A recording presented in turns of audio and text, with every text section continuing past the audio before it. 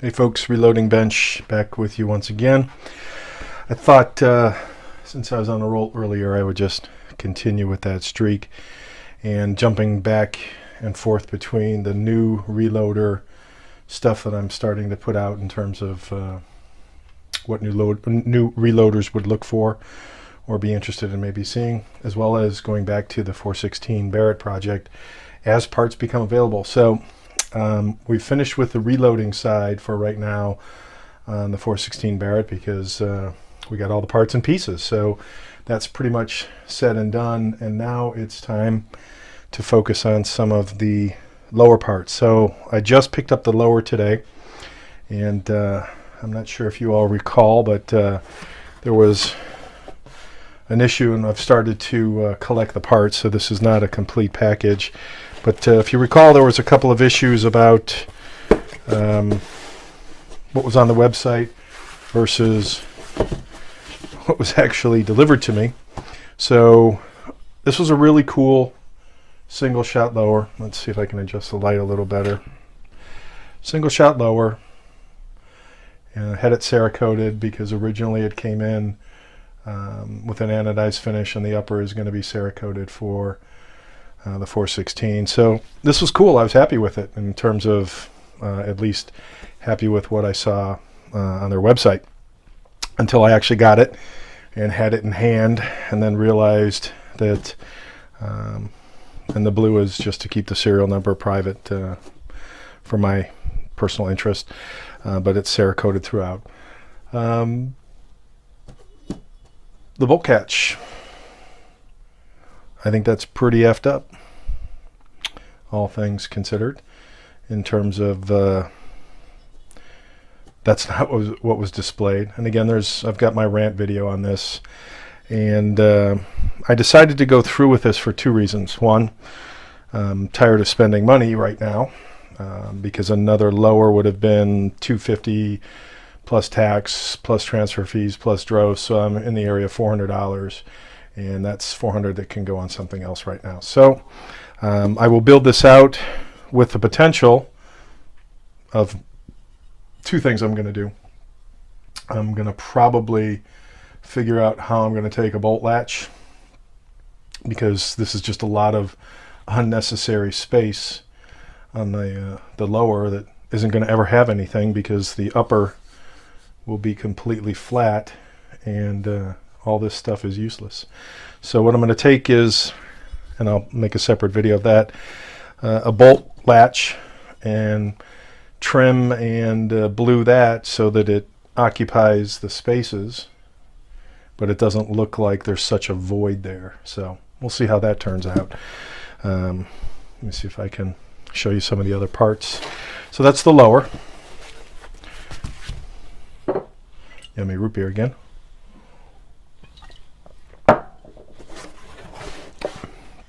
Some of the other parts, this is going to take an A2 buffer, a little bit longer, military buffer, military length. And I actually picked up two A2s because of the finish. I wasn't sure what the actual finish of the buffer, or rather the lower, was going to look like. So I was trying to match the two. See if it even screws in. That would suck if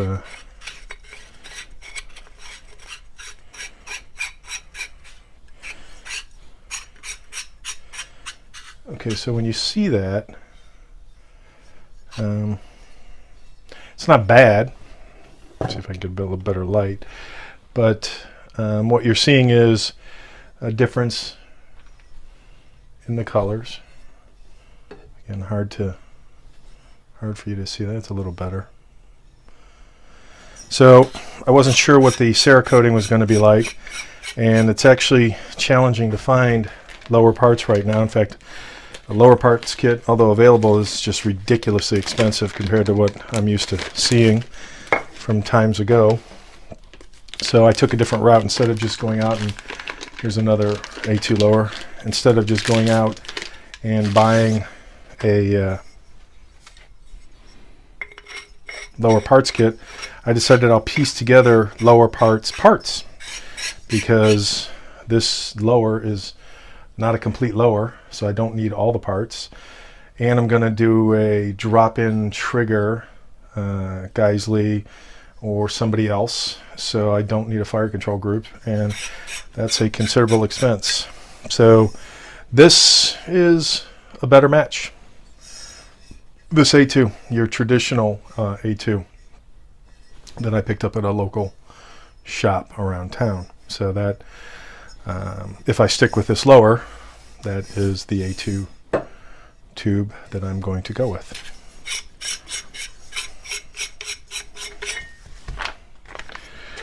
So since I wasn't in a hurry to pick up parts, it was nice to be able to stumble across stuff like this at a lower, this A2 buffer for the lower at a local gun shop. Wow, that's, I guess, a little too much root beer,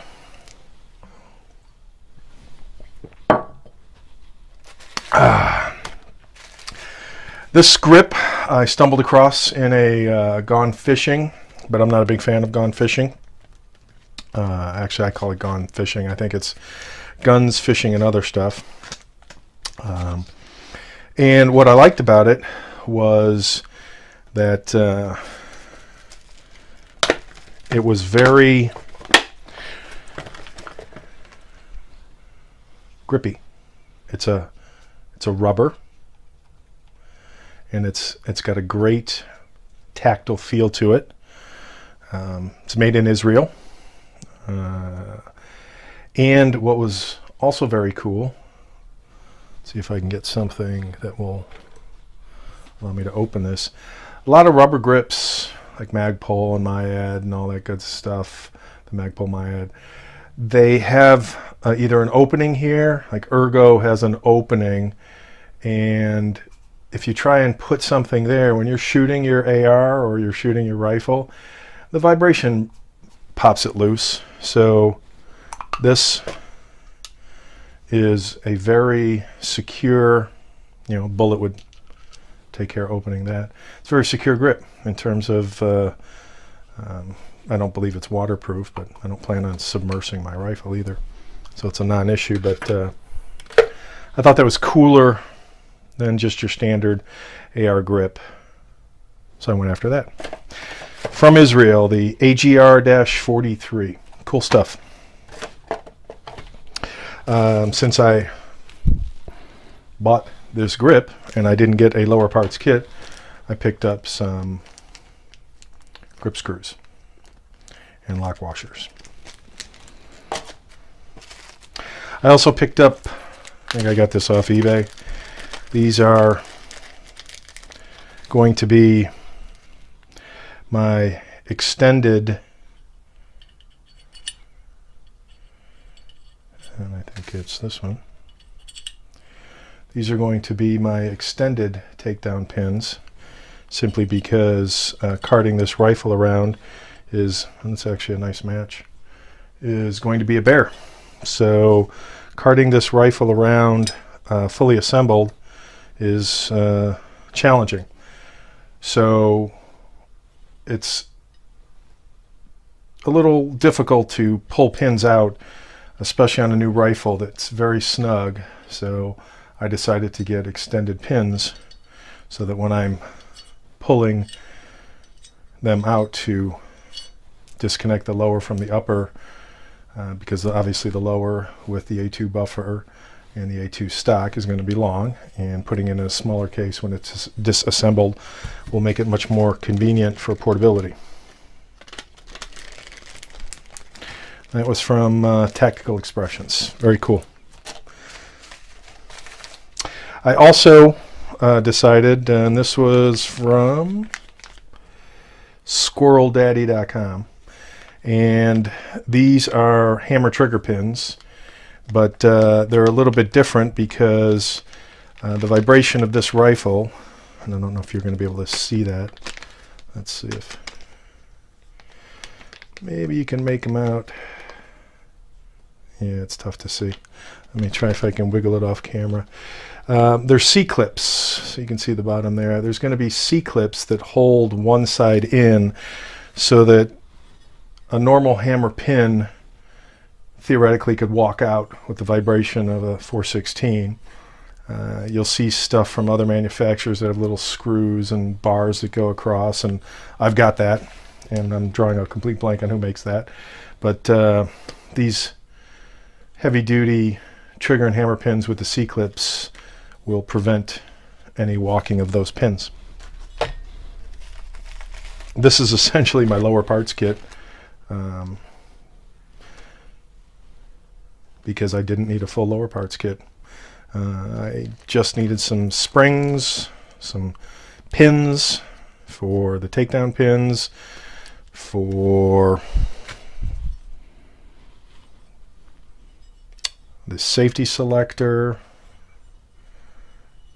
a little hole in here where there's not going to be a buffer retainer, but I'll still need the buffer retainer pin, so I'll probably shave that down and glue it. So that takes care of, that's essentially my lower parts kit. 12 bucks.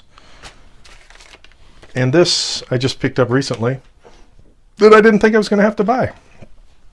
And this is my latch, my bolt latch. And I thought what was kind of crummy was if you put the bolt latch together, spring, pin, spring and pin, slide that in. So it's right there. And then if you put this bolt latch in,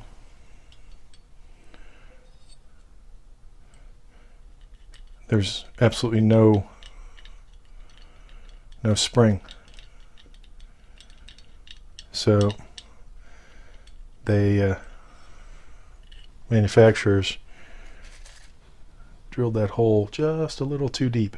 So I'm not sure what I'm going to do there. But my idea, and part of this video to talk about my disappointing lower because of that, which isn't supposed to be there, is going to be, how do I put this in here, pin it, and then I've got to shave off, cut off the top of the latch, this top, as well as that top of the latch, the release, because all of that needs to essentially be flat. So what I thought I would do is make a video of the process later, because I'm going to have more beer, root beer, is cut this puppy up. This is a lot cheaper to cut up than this is, and I'm not happy with having all this exposed stuff that is just nothingness and yet holes. So I'm going to figure out how I'm going to fill that in, make it look a little more busy, I guess is a good word. Busy, full, less holy, so that it doesn't look like an afterthought. So I'm going to add some purpose to that, but I'm going to get creative with a little gunsmithing. So that'll be another video. So the remaining parts, if I stick with this lower, which I'm still debating, so I'll build this lower out. Whether I keep this lower is another issue. I need to recover financially a little bit. So I'll build this lower out. The remaining components to get are a tensioning screw. I can't find that inexpensively. It's like $10 to ship a $1 part. I need the ambi safety, or the safety selector. I'm going to go ambi, ambidextrous, and I need the fire control group, the drop-in trigger, which will probably be a couple $100. So I'm not sure who I'm going to go with. I'm definitely going to go with a 2-stage trigger on this, just because I don't want a 3-pound trigger or so that I'm not quite used to and goes boom. So that said, I'm going to start building this out, and you'll see some of it. Actually, you'll see it all, because